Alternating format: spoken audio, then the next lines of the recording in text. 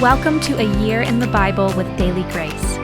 The Bible tells one big story of redemption, and we want to spend 5 minutes every day journeying through the Bible from start to finish and exploring how all of it points to Jesus.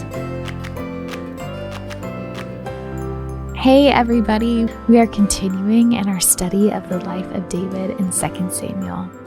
His son, Absalom, has been defeated, and now David is returning to Jerusalem.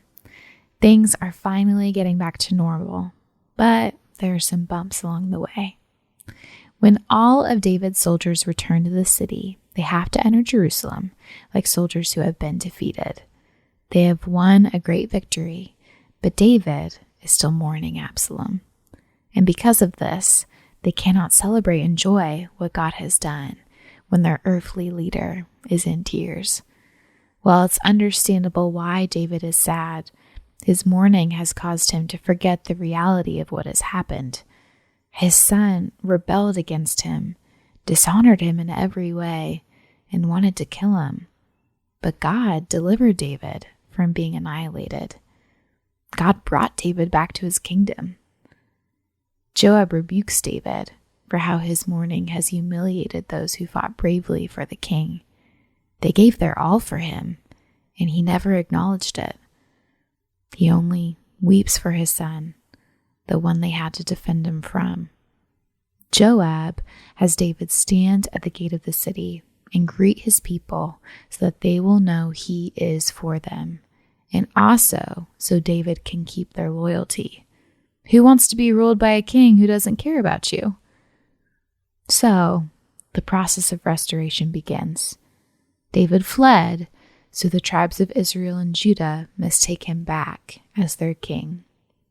And as the tribes are restored, David also shows kindness to many.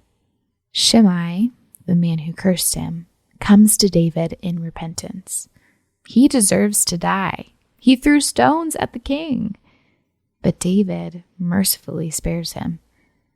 Mephibosheth, the son of Jonathan, explained how Sheba had betrayed him. He was loyal to David, and David and Mephibosheth are restored to one another. The scene is quite beautiful, especially because David has just had to deal with so much rejection and abandonment. David decides to replace the commander of his armies, Joab, with Amasa, the former commander of Absalom's armies. We may wonder why in the world David would do this, because Joab has really been running the show here. He's done a lot for David. But remember, Joab also killed David's son when David specifically said not to. And to act as a way of restoring the tribes who had been with Absalom back to himself, he decides to do this move to put Amasa in charge. But the revolt is not over. A Benjamite man named Sheba takes advantage of this moment of weakness for David and calls everyone to rebel. And all of the tribes of Israel quickly follow suit. Sheba flees to a city named Abel, and David knows he has to act quickly to snuff out this rebellion. He tells his new commander Amasa to take care of Sheba, but Amasa doesn't act quickly enough, so David has to send Abishai, the commander of his personal guard.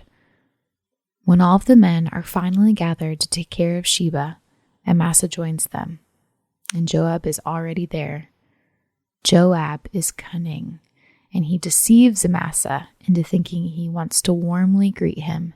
He takes Amasa's beard in an act of friendship, but then stabs him in the stomach with his sword. Joab takes control of the situation once more.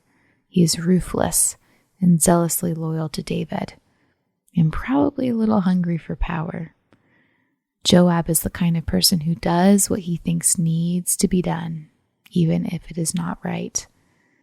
When the men arrive at the city, they decide to lay siege to it to destroy Sheba and his rebellion. But a wise old woman cries out from the city to Joab in order to stop the siege.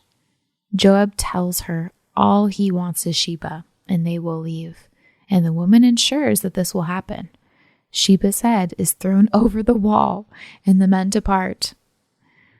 Chapter 21 provides another situation that David must deal with as he comes back into power.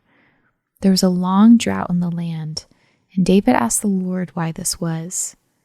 The Lord tells him that the drought is a judgment over Saul's broken oath with the Gibeonites.